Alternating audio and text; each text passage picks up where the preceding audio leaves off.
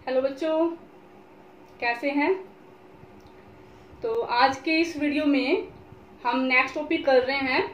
तो ये है हमारे पास इंटीग्रेटेड रेट लॉ इक्वेशन। जो रेट लॉ हमने किया था पहले, अब उसका हम क्या करेंगे, इंटीग्रेशन करेंगे। ठीक है, और इंटीग्रेशन करने के बाद हमारे पास क्या रिजल्ट आता है वो हम दिखाएंगे। तो जो इंटीग्रेटेड रेट इक्वेशन है वो हम जीरो ऑर्डर और फर्स्ट ऑर्डर इन दो के लिए ही दिखाएंगे। यही हमारे पास सिलेबस में है, जीरो और फर्स्ट ऑर्डर के लिए ही। बाकी सेकंड ऑर्डर थर्ड ऑर्डर सबका होता है, बट हमारे पास जीरो और फर्स्ट ऑर्डर के लिए ही है। ठीक है, तो पहले हम दिखा देते हैं जीरो ऑर्डर के लिए। तो फॉर जीरो ऑर्डर रिएक्शन के लिए हम दिखा रहे हैं अभी इंटीग्रेटेड रेट लॉ इक्वेशन बनाएंगे जीरो ऑर्डर के लिए। तो पहले तो जैसे हमने मान लीजिए सपोज एक रिएक्शन ले ली हमने, लेट ए रिएक्शन, और रिएक्शन हमारे पास है कि ए गिव्स द प्रोडक्ट। ये हमारे पास रिएक्शन है। अब ये जीरो ऑर्डर की है तो इसके लिए हम रेट लॉ एक्सप्रेशन अगर दिखाते हैं तो R इज इक्वल टू हमारे पास क्या हुआ, ये K into concentration of reactant, जो कि हमारे पास क्या है, A है। ठीक है, और इसकी जो पावर है वो क्या हो जाएगी, जीरो। भाई जीरो ऑर्डर रिएक्शन तो पावर क्या हो जाएगी, जीरो। अब यहाँ पर जी की पावर, A की पावर जीरो, मतलब क्या हो गया, ये 1 के बराबर। इट मीन्स जो R है वो किसके बराबर हो गया, K के बराबर हो गया। ये रेट कांस्टेंट के बराबर हो जाता है इधर। ये बन गई हमारे पास इक्वेशन नंबर फर्स्ट। अगर इसी इक्वेशन की हम डिफरेंशियल फॉर्म दिखाएं, अगर आपको ध्यान हो स्टार्टिंग में जो हमने रेट एक्सप्रेशन दिया था किसी भी रिएक्शन का, वो हमने डिफरेंशियल फॉर्म दिखाई थी, change in concentration with change in time, ध्यान है ना। तो अगर इसकी हम डिफरेंशियल फॉर्म दिखाएं तो वो हमारे पास क्या बनेगी, डिफरेंशियल रेट इक्वेशन। वो हमारे पास क्या बन जाएगी, इस रिएक्शन की क्या बनेगी, वो हमारे पास rate is equal to the change in concentration of A. अब ए हमारे पास क्या रिएक्टेंट है तो उसको हम नेगेटिव में शो करते हैं। मीन्स कंसंट्रेशन क्या होती है, डिक्रीज होती है ना, विद टाइम के साथ कंसंट्रेशन डिक्रीज होती है रिएक्टेंट की, तो उसके लिए माइनस लगाते हैं। तो यहाँ पर आप माइनस लगा देंगे, minus change in concentration of A D A upon D T. ये दिखाते हैं डिफरेंशियल रेट इक्वेशन, और रेट लॉ के अकॉर्डिंग हम दिखाते हैं ये वाली इक्वेशन।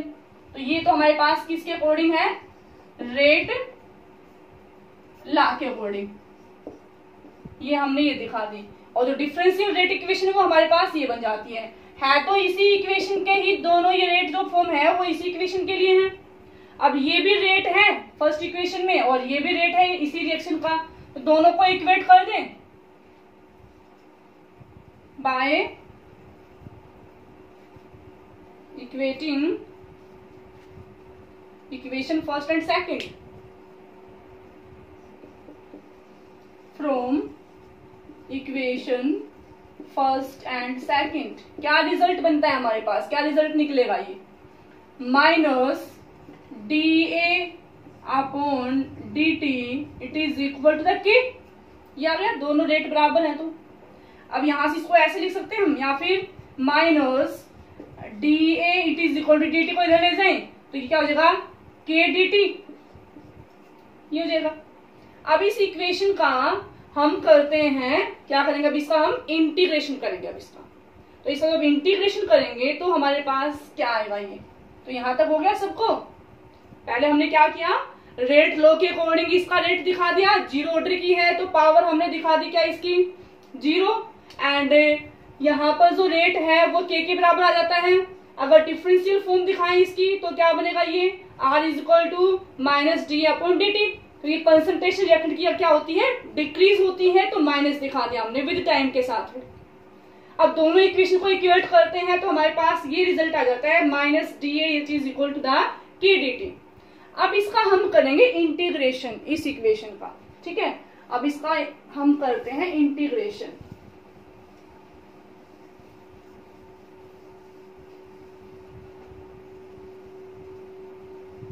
इक्वेशन हमारे पास क्या बनी है, ये माइनस डी ए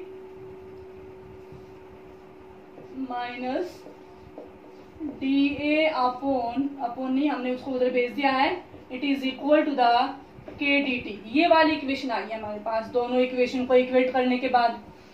अब इसका हम कर रहे हैं integration, taking integration from both side.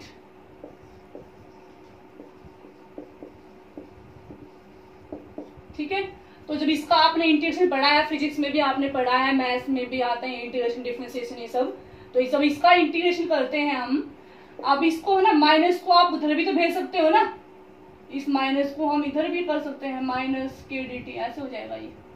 तो इसका इंटीग्रेशन करेंगे तो ये हमारे पास आ जाएगा कंसंट्रेशन ऑफ ए, एंड इसका जब इंटीग्रेशन करते हैं तो ये हमारे पास आता है माइनस के टी प्लस सी। जब इसका इंटीग्रेशन करेंगे तो ये क्या आएगा हमारे पास, के टी, तो के तो क्या है, कॉन्स्टेंट है ना, और डी टी का इंटीग्रेशन क्या लगा, टी, और प्लस क्या लगाते हैं यहाँ पर हम, सी लगाते हैं। ये सी क्या है, इंटीग्रेशन कांस्टेंट है ये सी क्या है हमारे पास, सी इज द इंटीग्रेशन कांस्टेंट,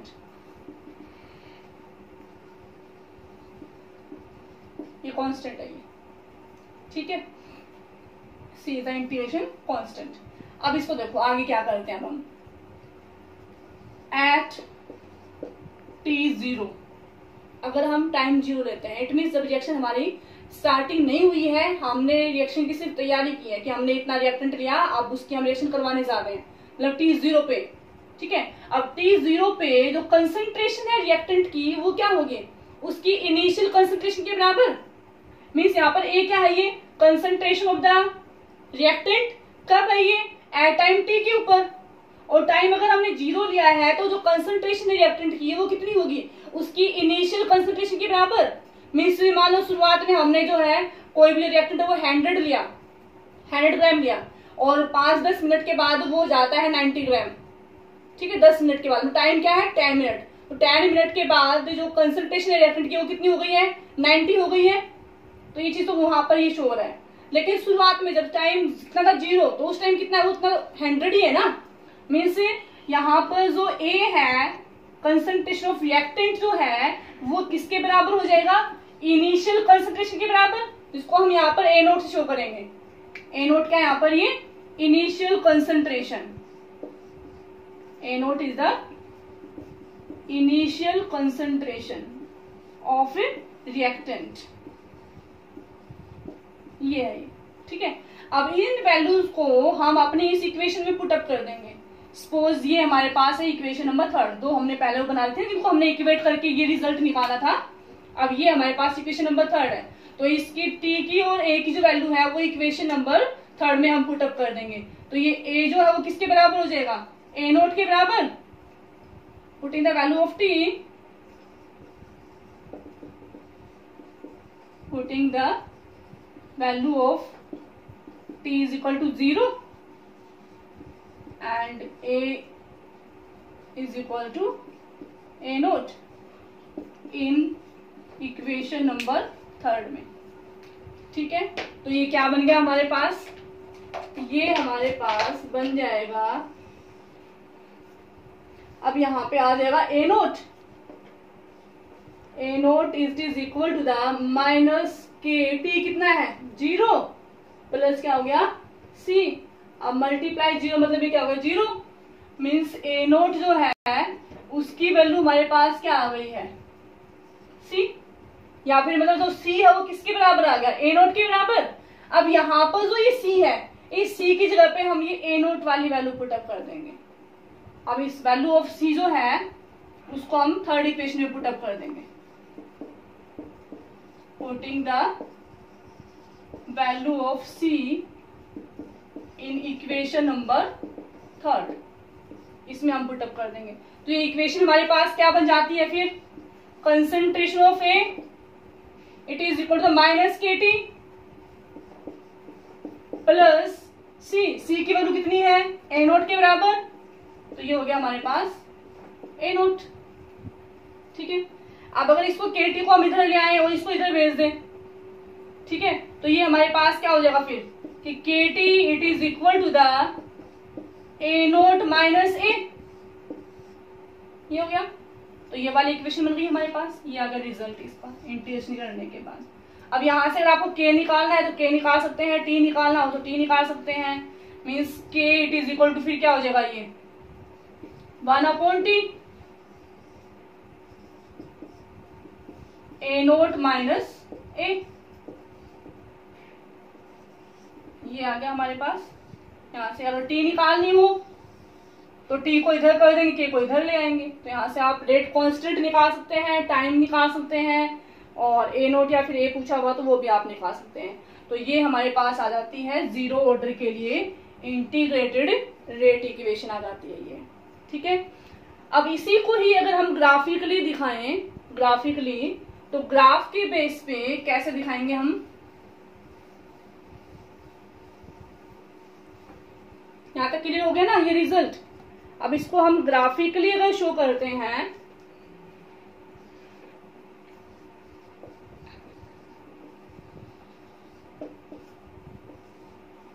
तो ग्राफिकली हमारे पास क्या आता है। अब ग्राफ हम कैसे बनाते हैं, हम यहाँ पर स्ट्रेट लाइन इक्वेशन लेंगे इसकी। तो अगर आप देखें ये जो इक्वेशन हमारे पास है यहाँ पर, ये जो इक्वेशन बनी थी इसमें, ये एक स्ट्रेट लाइन इक्वेशन है। अगर हम यहाँ पर ये इक्वेशन दिखाएं कि concentration of A it is equal to the minus KT plus a0, it is a straight line equation y is equal to mx plus c, ये एक स्ट्रेट लाइन इक्वेशन है। और इसमें हम जो ग्राफ बनाते हैं वो हमारे पास स्ट्रेट लाइन आती है। अब ध्यान से देखो, इसमें हम ग्राफ किस किस के बीच बनाते हैं, y और x के बीच हम ग्राफ बनाते हैं, ठीक है। m यहाँ पर हमारे पास क्या होता है, ये slope of the line, and c क्या होती है, इंटरसेप्ट, ठीक है। अब इंटरसेप्ट है यहाँ पर, इंटरसेप्ट की वैल्यू यहाँ पर है हमारे पास इस इक्वेशन में। इट मीन्स जो ग्राफ हमारे पास आएगा, जो स्ट्रेट लाइन हमारे पास आएगी, वो ओरिजिन से स्टार्ट नहीं होगी, क्योंकि इंटरसेप्ट की वैल्यू दी हुई है। तो ग्राफिकली इसको हम कैसे दिखाएंगे, ग्राफ हम किस किस के बीच बना रहे हैं, हम बना रहे हैं कंसंट्रेशन ऑफ ए के बीच में और टाइम के बीच में, ठीक है। ए और टी के बीच में हम ग्राफ बना रहे हैं। इंटरसेप्ट दिया हुआ है, इट मीन्स लाइन जो है, जो स्ट्रेट लाइन है, वो यहाँ से ओरिजिन से स्टार्ट नहीं होगी, ठीक है। सपोज यहाँ पर ये हमारे पास है इंटरसेप्ट a0, ठीक है। ये कंसंट्रेशन जो है इसका हमने ऐसा लेवल दिखा रहे हैं, टाइम दिखा दिया हमने। अब जो इंटरसेप्ट है a0 है, तो मतलब जो ग्राफ है वो हमारे पास यहाँ से। अब जो स्लोप है ना, स्लोप की वैल्यू देखो क्या है, नेगेटिव में दी हुई है हमारे पास, स्लोप की वैल्यू नेगेटिव में है। इट मीन्स जो लाइन है, जो स्ट्रेट लाइन है, वो क्या आएगा हमारे पास, डाउनवर्ड। ये हमेशा ध्यान रखना, अगर नेगेटिव स्लोप दिया हुआ है, इट मीन्स लाइन क्या आएगी, डाउनवर्ड आएगी। तो यहां से इसको हम ऐसे दिखाएंगे, डाउनवर्ड, ठीक है। तो ये बनेगा इसका ग्राफिकली। अब इस लाइन का जो स्लोप है, स्लोप ऑफ द लाइन, वो हमारे पास क्या होगा, -k। ये हमारे पास क्या है, स्लोप, ये हमारे पास क्या है, इंटरसेप्ट, ये इंटरसेप्ट है, ये -k है, ये क्या है, इसमें स्लोप है ये। और ग्राफ किस किस के बीच बनाते हैं हम, ए और टी के बीच बनाते हैं। तो इसको हम ऐसे दिखा देंगे, ग्राफिकली दिखा देंगे। ग्राफ का ध्यान रखना है, ग्राफ के ऊपर भी क्वेश्चन बहुत बार पूछा जाता है। ऐसे ग्राफ बना के दे देते हैं, ठीक है। और ये जो स्लोप है ना, स्लोप नहीं दिखाएंगे उस टाइम, फिर आपको ये स्लोप जो है वो मिसिंग रहेगा, सिर्फ इतना ग्राफ दिखाते हैं और पूछ लेते हैं कि इसका जो स्लोप है ना वो क्या होगा। तो आपको ध्यान रखना पड़ेगा कि जीरो ऑर्डर जो रिएक्शंस होती हैं उनमें हम concentration of A and T के बीच ग्राफ बनाते हैं, ध्यान रखिएगा ये। और a0 जो है वो होता है हमारे पास यहाँ पर इंटरसेप्ट। तो उस टाइम जो है हमारे पास स्लोप क्या होता है, -k होता है। मीन्स ये वाली इक्वेशन आप अपने दिमाग में ले आएंगे फिर, ठीक है। और फिर ध्यान रखिए, अगर स्लोप, कई बार ऐसे पूछ लेते हैं कि स्लोप वगैरह भी दे देते हैं, ये सारा पूरा ग्राफ दे देते हैं कि इसका ऑर्डर बताइए ग्राफ के बेस पे। तो आपको ध्यान है भाई, ये ऐसा जो ग्राफ वो हम कहाँ बनाते हैं, जीरो ऑर्डर रिएक्शन में बनाते हैं। ये जो इक्वेशन आती है ये हमारे पास जीरो ऑर्डर में आती है। इट मीन्स इस ग्राफ का जो ऑर्डर है, जो भी रिएक्शन है जो इस ग्राफ को फॉलो कर रही है, उसका ऑर्डर क्या है, फिर जीरो ऑर्डर है। तो ये जीरो ऑर्डर रिएक्शन है कि, तो इस टाइप से भी क्वेश्चन पूछ लेते हैं। ग्राफ इंपॉर्टेंट है इसमें, ये तो ग्राफिकल एक्सप्रेशन वो इंपॉर्टेंट है। ग्राफ दे दिया, स्लोप पूछ लिया, या फिर स्लोप भी दे रखा है पूरा कंप्लीट ग्राफ के साथ में, तो ऑर्डर पूछ लेते हैं, तो ऑर्डर भी आप बता सकते हैं इसमें। तो ध्यान रखिएगा ये, और ये चीज ध्यान रखिएगा, कई बार पूछ लेते हैं कि इसका ग्राफिकल एक्सप्रेशन दीजिए आप, तो ध्यान रखेंगे कि डाउनवर्ड कर्व आते हैं इसमें, क्योंकि स्लोप क्या है, नेगेटिव है, नेगेटिव स्लोप होगा तो डाउनवर्ड आएगी। इंटरसेप्ट की वैल्यू है तो इंटरसेप्ट को शो करते हुए फिर आप लाइन दिखाएंगे। अगर इंटरसेप्ट की वैल्यू हमारे पास 0 है, ठीक है, तो फिर लाइन जो है वो ओरिजिन से स्टार्ट होती है, क्योंकि इंटरसेप्ट तो है ही नहीं हमारे पास, तो इस चीज को ध्यान रखिएगा। तो ये हमारे पास आता है graphical expression zero order reaction के लिए।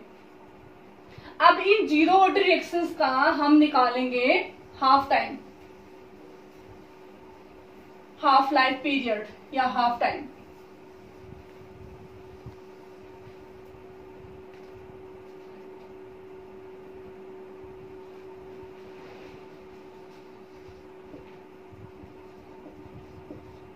हाफ लाइफ टाइम या half life period.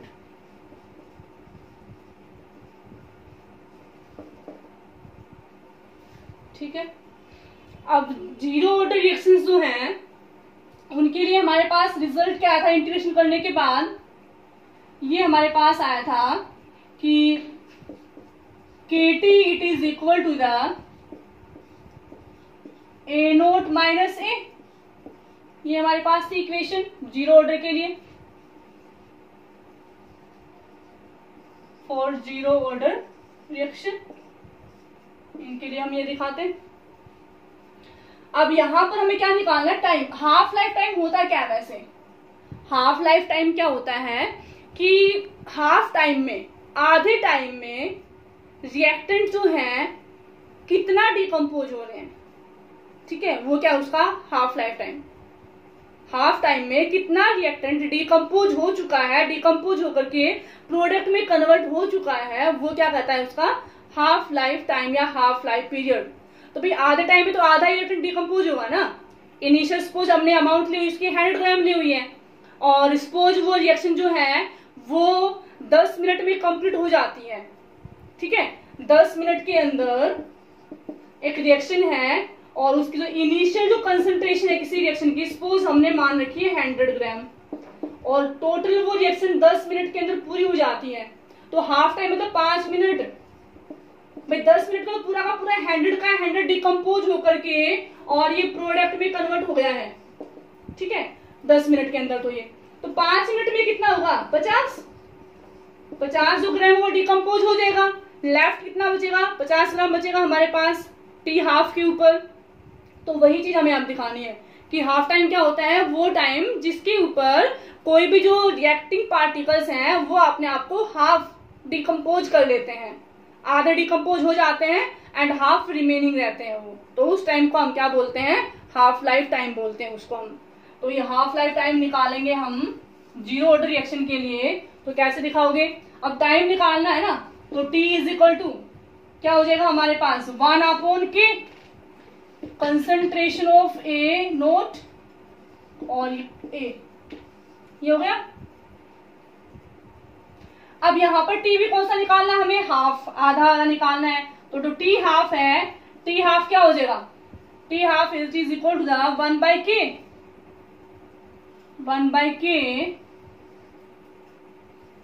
Concentration of reactant initial minus, ये क्या होती है हमारे पास, ये तो है इनिशियल मतलब जीरो टाइम के ऊपर जो हम लेते हैं, और ये कंसंट्रेशन क्या होती है, कंसंट्रेशन एट टाइम टी पे हमारे पास कितनी अमाउंट बची हुई है रिएक्टेंट की, वो होती है ये, ठीक है। तो टाइम कितना ले रहे हैं हम, हाफ ले रहे हैं। तो हाफ के ऊपर हाफ तो डिकम्पोज हो चुका है ना, तो बचा कितना, आधा बचा, इनिशियल का आधा, मीन शुरुआत में हमारे पास 100 था, तो टी हाफ के ऊपर वो कितना बचेगा, इसका आधा बचेगा भाई 100/2।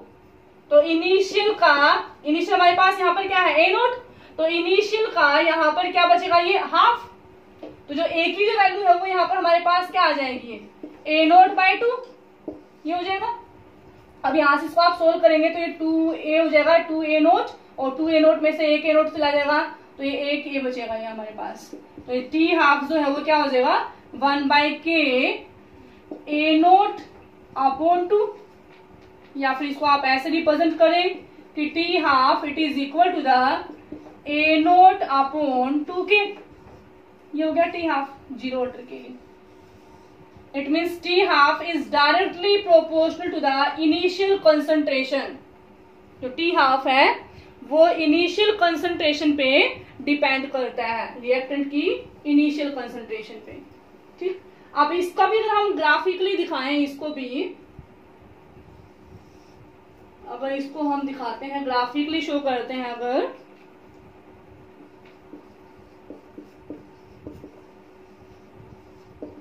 अगर दिखाएं तो इसकी भी वही आप एक स्ट्रेट लाइन इक्वेशन बनाएंगे। तो स्ट्रेट लाइन इक्वेशन क्या बनेगी इसकी, T half it is equal to the, ये हो जाएगा हमारे पास A naught upon 2k plus क्या दिखा दें 0, क्योंकि इंटरसेप्ट तो हमारे पास है ही नहीं यहाँ पर। तो ग्राफ किस किस के बीच बनाएंगे आप, हम ग्राफ बनाएंगे यहाँ पर किस किस के बीच बनाएंगे, T half and A naught के बीच में। मीन्स इसको हम ऐसे दिखा दें एक तरह से 1/2k इंटू ए नोट, ऐसे दिखा सकते हैं। ठीक है, ये दिखा सकते हैं हम इसको। अब यहां पर क्या है, y is equal to M X plus C, Y मतलब टी हाफ और x के बीच में, टी हाफ और ए नोट के बीच में ग्राफ बनाएंगे। ये हमारे पास क्या होगा 1/2 क्या हो जाएगा स्लोप, m क्या होता है यहाँ पर स्लोप होता है, एंड c क्या इंटरसेप्ट, इंटरसेप्ट हमारे पास क्या है 0। अब इंटरसेप्ट 0 इसका मतलब जो स्ट्रेट लाइन है वो ओरिजिन से स्टार्ट होगी। तो ग्राफ बनाइए इसका, तो ग्राफ जो है वो क्या होगा, किस किस के बीच बनाएंगे आप, टी हाफ और concentration of A, initial concentration of A naught के बीच बनाएंगे। तो ये हमारे पास एक स्ट्रेट लाइन आएगी जो कि ओरिजिन से स्टार्ट होगी, और इसका जो स्लोप है, स्लोप हमारे पास क्या आएगा, अब देखो स्लोप भी पॉजिटिव है ना, तो पॉजिटिव है तो क्या आ जाएगा अपवर्ड में, अगर नेगेटिव है तो डाउनवर्ड आती है लाइन, अगर पॉजिटिव है तो अपवर्ड में जाती लाइन। तो स्लोप हमारे पास क्या है इसका 1/2k। तो ये हम दिखाते हैं इसका ग्राफिकल एक्सप्रेशन। ठीक है, तो ग्राफ ध्यान रखना आप इसका, और जो रिजल्ट आता है इसका, ये रिजल्ट ध्यान रखना, इसके ऊपर न्यूमेरिकल्स आते हैं, ग्राफ के बेस पे छोटे छोटे पॉइंट्स पूछ लेते हैं, बहुत ही इंपॉर्टेंट इसका ग्राफ, फर्स्ट ऑर्डर का भी दोनों का ग्राफ वो इंपॉर्टेंट है। ठीक है, न्यूमेरिकल्स इसके बाद में करते हैं अभी हम, तो नेक्स्ट जो टॉपिक है वो कल करते हैं। Okay, bye, take care.